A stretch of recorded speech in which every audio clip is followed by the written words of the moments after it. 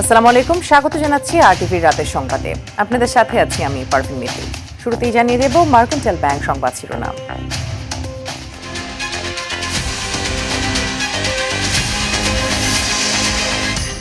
অন্তর্বর্তী সরকারের আমলে সর্বোচ্চ দুর্নীতি হয়েছে, সংসদের স্বরাষ্ট্রমন্ত্রী তদন্তে দুদককে নির্দেশ দিতে প্রধানমন্ত্রীকে অনুরোধ।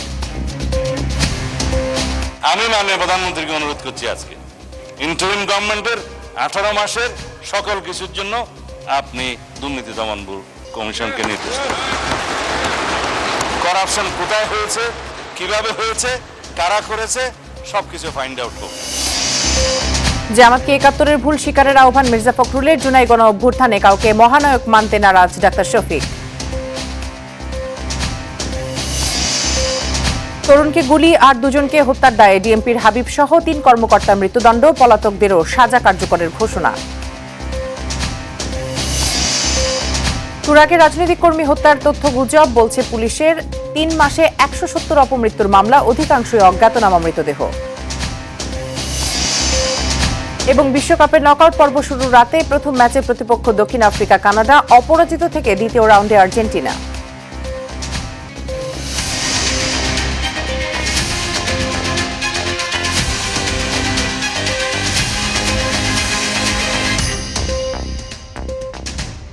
দর্শক, শুনছিলেন মার্কেন্টাইল ব্যাংক সংবাদ শিরোনাম, এবারে বিস্তারিত।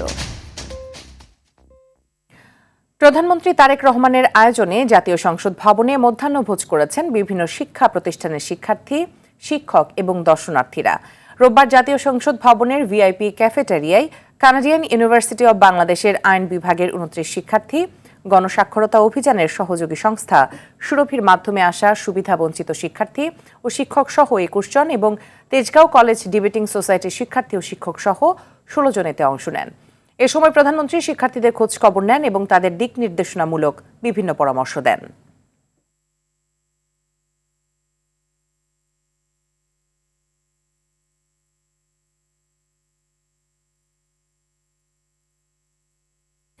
জুলাই গণঅভ্যুত্থানের মাস্টার মাইন্ড কোনো একক ব্যক্তিকে মানতে নারাজ জামায়াতে ইসলামের আমির ও বিরোধী দলীয় নেতা ডক্টর শফিকুর রহমান।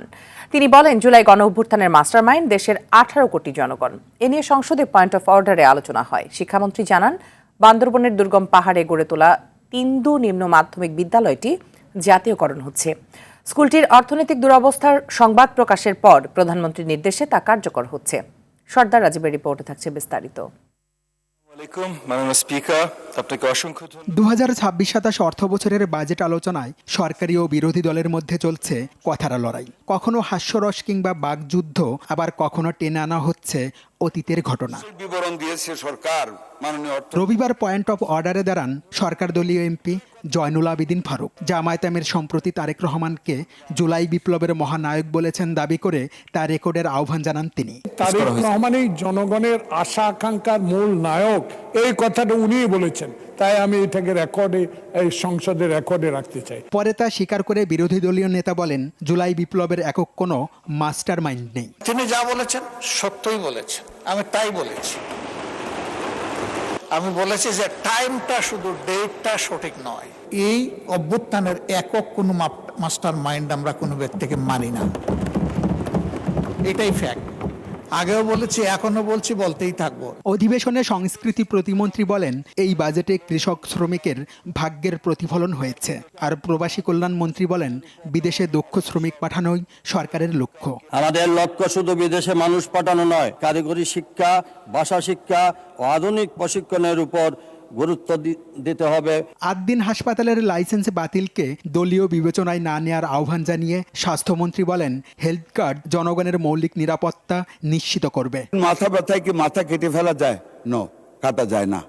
তবে যারা মাথা কাটে তাদেরকে বিচারে আওতায় আনতে হবে। মাথা তো কাটতে বলিনি, মাত্র লাইসেন্স স্থগিত করেছি। আমরা দেখতেছি, সরকার দেখবে। যুবকদের চাকরি বিমুখ করতে লার্নিং উইথ হ্যাপিনেস প্রকল্প নেওয়া হয়েছে জানিয়ে শিক্ষামন্ত্রী বলেন, বান্দরবানের থানচি উপজেলার তিন্দু নিম্ন মাধ্যমিক বিদ্যালয়টি সরকারি করা হচ্ছে। মাননীয় প্রধানমন্ত্রী তিনি শিক্ষাকে এত বেশি গুরুত্ব দিচ্ছেন, সংসদে আসার পূর্বেই একটি টেক্সট পেলাম ওনার অফিস থেকে। ধানচির তিন্দু এলাকার সেই স্কুলটিকে যেন জাতীয়করণ করা হয়। আজকে মহান সংসদে তিনি এই স্লিপটি আমার কাছে পাঠিয়েছেন। পরে জুলাই অপরাধীদের শাস্তির দাবি জানিয়ে জামায়াতের এমপি এটিএম আজহারুল ইসলাম বলেন, অতীতের মতো দুর্নীতিতে আর চ্যাম্পিয়ন হওয়া দেখতে চায় না জনগণ। এই দেশের সমস্যা কোথায়? সমস্যা দেশের 54 বছরে সৎ নেতৃত্বের, যারা সততার সাথে দুর্নীতি মুক্ত হয়ে দেশকে তার পরিচালনা না করার কারণেই দেশের সম্পদ লুটপাট হয়েছে, জনগণের কোনো ভাগ্যের পরিবর্তন হয়নি। সর্দার রাজীব আর টিভি, ঢাকা। অন্তর্বর্তী সরকারের সময় সর্বোচ্চ দুর্নীতি হয়েছে মন্তব্য করে এর বিরুদ্ধে তদন্তের আহ্বান জানিয়েছেন স্বরাষ্ট্রমন্ত্রী সালাউদ্দিন আহমদ। রোববার সংসদের বাজেট অধিবেশনে এই আহ্বান জানান তিনি। এ সময় বিরোধী দলীয় চিফ হুইপ নাহিদ ইসলামের বক্তব্যের প্রতিউত্তরে মন্ত্রী বলেন, নির্বাচন ও জাতীয় স্বার্থে জুলাই সনদে সই করেছিল বিএনপি।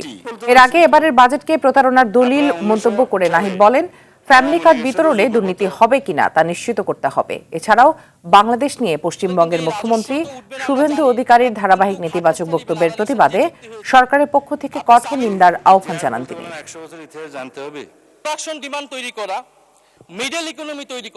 অন্তর্বর্তীকালীন সরকারের সেই সময় আমরা দেখেছি যারা আজকে করাপশনের জন্য হিসাব নিতে বলছেন এবং ব্যবস্থা নিতে বলছেন, ফরেন লোনের কথা বলছেন, আমি মাননীয় প্রধানমন্ত্রীকে অনুরোধ করছি আজকে ইন্টারিম গভর্নমেন্টের 18 মাসের সকল কিছুর জন্য আপনি দুর্নীতি দমন কমিশনকে নির্দেশ দেন। করাপশন কোথায় হয়েছে, কিভাবে হয়েছে, কারা করেছে, সবকিছু ফাইন্ড আউট হোক। গত 15 বছরে ডেভেলপমেন্ট প্রজেক্ট থেকে $24 বিলিয়ন পলিটিক্যালি এক্সটর্শন করা হয়েছে, যেটা রাজনৈতিক চাঁদাবাজি বললে সবাই বুঝবে। যার টাকার মূল্য 2,80,000 কোটি টাকা।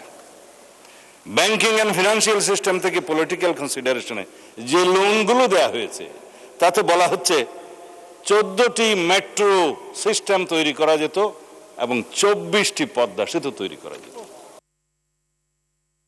71-এর ভূমিকার ভুল স্বীকার করে জামাতকে জাতির কাছে ক্ষমা চাওয়ার আহ্বান জানিয়েছেন বিএনপি মহাসচিব ও স্থানীয় সরকার মন্ত্রী মির্জা ফখরুল ইসলাম আলমগীর।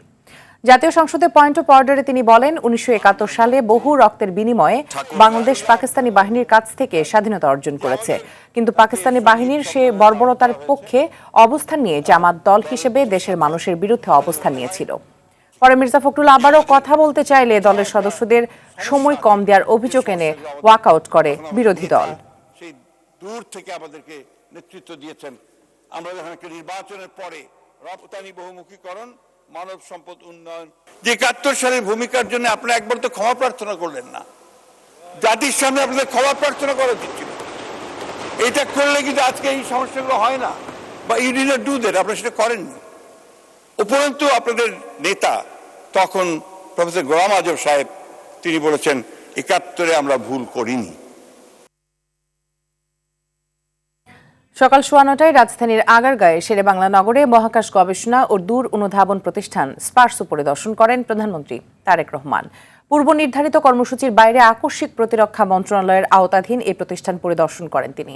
এর আগে প্রতিটি বিভাগ ঘুরে দেখেন এবং কর্মকর্তা কর্মচারীদের সঙ্গে মতবিনিময় করেন প্রধানমন্ত্রী। সে সময় স্পার্সোকে একটি আধুনিক, যুগোপযোগী, স্বনির্ভর এবং জাতীয় নিরাপত্তা ও উন্নয়নে কার্যকর অবদান রাখতে সক্ষম মহাকাশ গবেষণা প্রতিষ্ঠান হিসেবে গড়ে তুলতে সংশ্লিষ্টদের নির্দেশ দেন তিনি।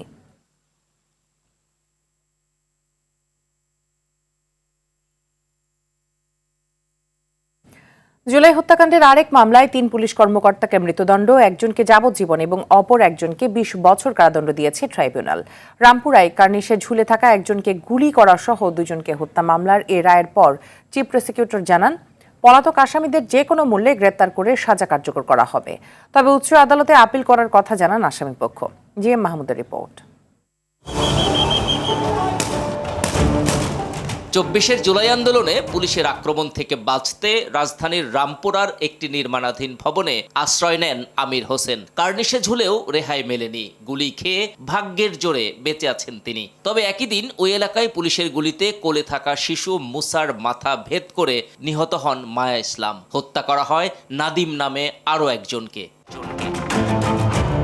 এসব হত্যাকাণ্ডের মামলায় ডিএমপির সাবেক কমিশনার হাবিবুর রহমান সহ 5 পুলিশ সদস্যের বিচার হয় আন্তর্জাতিক অপরাধ ট্রাইব্যুনাল 1-এ। রায়ে 3 জনকে মৃত্যুদণ্ড, একজনকে যাবজ্জীবন এবং অপর একজনকে 20 বছরের কারাদণ্ড দেয়া হয়। তাদের প্রত্যেকের বিরুদ্ধে সবগুলো চার্জ প্রমাণিত হয়েছে। সকল চার্জে তাদেরকে আজকের মাননীয় ট্রাইব্যুনাল মৃত্যুদণ্ড দিয়েছেন। রায়ে সন্তোষ প্রকাশ করেন চিফ প্রসিকিউটর, বলেন শহীদ পরিবার ও আহতদের পরিবার ন্যায় বিচার পেয়েছে। এই রায়ের মধ্য দিয়ে আমাদের শহীদ পরিবার এবং আহত পরিবার তারা ন্যায় বিচার পেয়েছেন বলে আমরা বিশ্বাস করি। তাদেরকে যে কোনো মূল্যে গ্রেফতার করে আমাদের এই সাজা ভোগ করার জন্য প্রয়োজনীয় পদক্ষেপ নেওয়া হবে। রায়ের বিরুদ্ধে উচ্চ আদালতে আপিল করবে আসামি পক্ষ। অনারেবল ট্রাইব্যুনালের রায়, আমরা এই রায়ের বিরুদ্ধে অনারেবল সুপ্রিম কোর্ট অ্যাপিলেট ডিভিশনে যাব। 24-এর গণঅভ্যুত্থান পরবর্তী পুনর্গঠিত আন্তর্জাতিক অপরাধ ট্রাইব্যুনালের পঞ্চম রায় এটি। তবে রায় শুধু ঘোষণাতেই সীমাবদ্ধ না রেখে উচ্চ আদালতের প্রক্রিয়া সম্পন্ন করে সাজা দ্রুত কার্যকর করা হবে, এমনটাই প্রত্যাশা জুলাই শহীদ পরিবার, আহতদের এবং তাদের পরিবারের। GM মাহমুদ, আন্তর্জাতিক অপরাধ ট্রাইব্যুনাল, ঢাকা। কার্যক্রম নিষিদ্ধ আওয়ামী লীগের মিছিল থেকে ধাওয়া খেয়ে নদীতে পড়ে কোনো মৃত্যুর ঘটনা ঘটেনি বলে জানিয়েছে পুলিশ। রোববার বিকেলে নিজ কার্যালয়ের সংবাদ সম্মেলনে পুলিশ সুপার বলেন, রাজনৈতিক রং জড়িয়ে বিভিন্নভাবে সামাজিক যোগাযোগ মাধ্যমে অপপ্রচার চালাচ্ছে স্বার্থান্বেষী মহল। সর্বশেষ 3 মাসে ঢাকা জেলায় 170টি অপমৃত্যু মামলা হয়েছে বলে জানান তিনি। এদিকে তুরাগ ইস্যুতে বিকেলে ডিএমপিও সংবাদ সম্মেলন করে, জানায় সোশ্যাল মিডিয়ায় ছড়ানো সবই গুজব। ওয়ালিদ সিদ্দিকের রিপোর্ট। সম্প্রতি তুরাগ নদীতে ভেসে ওঠে কার্যক্রম নিষিদ্ধ আওয়ামী লীগের 7 নেতাকর্মীর মরদেহ। সামাজিক যোগাযোগ মাধ্যমে ছড়িয়ে পড়ে এমন চাঞ্চল্যকর দাবি। এ বিষয়ে বিকেলে সংবাদ সম্মেলন করে ঢাকা জেলা পুলিশ। পুলিশ সুপার বলেন, কতিপয় মহল সামাজিক মাধ্যমে অপপ্রচার চালাচ্ছে। রাজনৈতিক রং চড়িয়ে কতিপয় স্বার্থান্বেষী মহল বিভিন্ন সামাজিক যোগাযোগ মাধ্যমে নানান ধরনের মিথ্যা এবং বিভ্রান্তিমূলক অপপ্রচার চালাচ্ছে। এ সময় তিনি আরো বলেন, গত 24 ও 26 জুন তুরাগ নদীতে পাওয়া যায় সুমন ও রনির মরদেহ। তাদের সঙ্গে মিছিলের কোনো সম্পৃক্ততা নেই। আশুলিয়া গরুর হাট ঘাটে তাড়াহুড়া করে নৌকা থেকে নামতে গিয়ে অসাবধানতাবশত নদীতে পড়ে যান। ভিকটিম সাঁতার জানতেন না বিধায় তিনি স্রোতের সাথে নদীতে তলিয়ে যান। এছাড়াও রনি 35 বছর বয়স, সাভার থানাধীন রয়্যাল সিটি খেয়াঘাটে তুরাগ নদীর পানিতে গোসল করার সময় জন্য পানিতে ডুব দিয়ে আর ওঠেননি। থানায় অপমৃত্যুর মামলা করেছে দুজনের পরিবার। এই মামলাটা তার পরিবারই করেছে, অপমৃত্যু মামলা। এদিকে বিকেলে এক সংবাদ সম্মেলনে এ খবরকে গুজব বলে দাবি করেছে ডিএমপিও। ডিএমপির উত্তরা বিভাগের আওতাধীন তুরাগ থানা এলাকায় এ ধরনের কোনো ধারাবাহিক মৃতদেহ উদ্ধার, হত্যাকাণ্ড কিংবা এ সংক্রান্ত অন্য কোনো ঘটনার সংবাদ পাওয়া যায়নি। এছাড়া অপপ্রচারকারীদের আইনের আওতায় আনতে কাজ চলছে বলে জানায় ঢাকা মেট্রোপলিটন পুলিশ। আমাদের যারা সংশ্লিষ্ট ইউনিট তারা কাজ করছে। ওয়ালিদ সিদ্দিকী, RTV, ঢাকা। 2030 সালের মধ্যে 10,000 মেগাওয়াট সৌর বিদ্যুৎ উৎপাদনের ঘোষণা দিয়েছেন বিদ্যুৎ ও জ্বালানি মন্ত্রী ইকবাল হাসান মাহমুদ টুকু।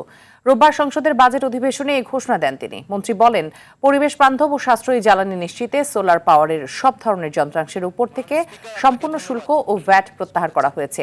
এ সময় যান্ত্রিক ত্রুটি সহ কয়লা সংকটে 2টি কেন্দ্র বন্ধ হয়ে যাওয়ায় নিরবিচ্ছিন্ন বিদ্যুৎ সরবরাহে ব্যাঘাত ঘটছে বলে জানান তিনি। এদিকে রূপপুর পারমাণবিক কেন্দ্র থেকে আগস্টের শেষ দিকে পরীক্ষামূলকভাবে জাতীয় গ্রিডে বিদ্যুৎ সরবরাহ শুরু হবে বলে জানিয়েছেন বিজ্ঞান ও প্রযুক্তি মন্ত্রী ফকির মাহমুদ আনাম। এবং আমাদের দেশীয় বাপেক্সকে সমৃদ্ধ করে শুরু হবে। এটা মাননীয় স্পিকার মনে রাখতে হবে, বৈদ্যুতিক যানবাহন ইভি খাতে আমরা আমদানি করার জন্য এখানে ডিউটি ফ্রি করে দেওয়া হয়েছে বাস এবং অন্যান্য যানবাহনকে ট্যাক্স কমিয়ে দেওয়া হয়েছে।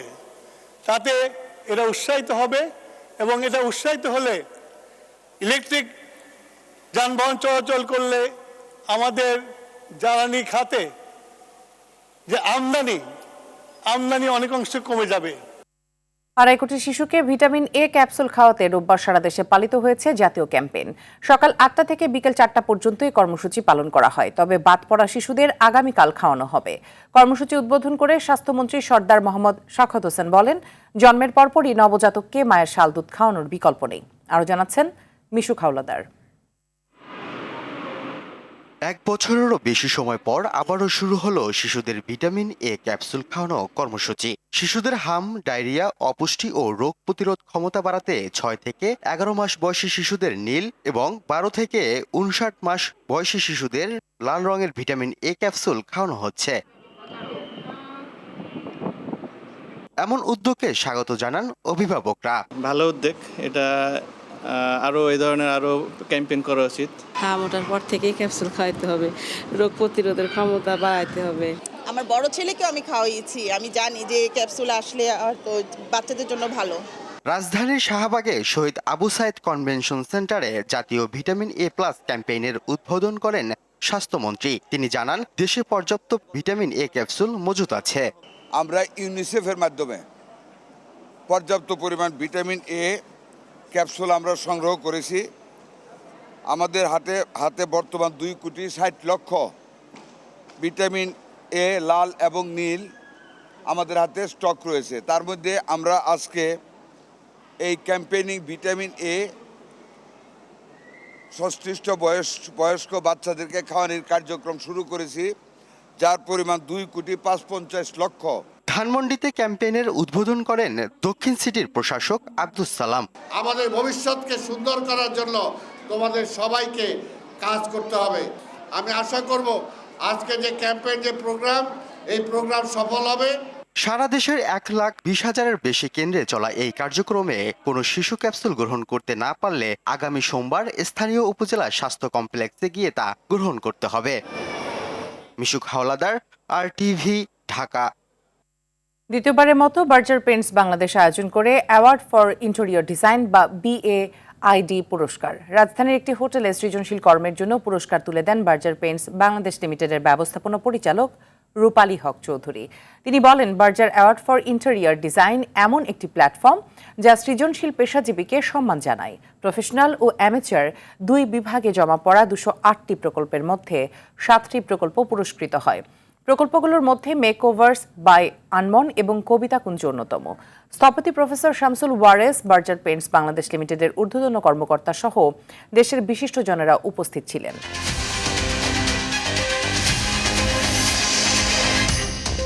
অন্তর্বর্তী সরকারের আমলে সর্বোচ্চ দুর্নীতি হয়েছে, সংসদের স্বরাষ্ট্রমন্ত্রী তদন্তে দুদককে নির্দেশ দিতে প্রধানমন্ত্রীকে অনুরোধ। জামাতকে 71-এ ভুল স্বীকারের আহ্বান মির্জা ফখরুলের। জুলাই গণ অভ্যুত্থানে কাউকে মহানায়ক মানতে নারাজ ডাক্তার শফিক। তরুণকে গুলি আর দুজনকে হত্যার দায়ে ডিএমপির হাবিব সহ 3 কর্মকর্তার মৃত্যুদণ্ড, পলাতকদেরও সাজা কার্যকরের ঘোষণা। তুরাগে রাজনৈতিক কর্মী হত্যার তথ্য গুজব, বলছে পুলিশ। 3 মাসে 170 অপমৃত্যুর মামলা, অধিকাংশই অজ্ঞাতনামা মৃতদেহ। এবং বিশ্বকাপের নকআউট পর্ব শুরুর রাতে প্রথম ম্যাচে প্রতিপক্ষ দক্ষিণ আফ্রিকা, কানাডা অপরাজিত থেকে দ্বিতীয় রাউন্ডে আর্জেন্টিনা।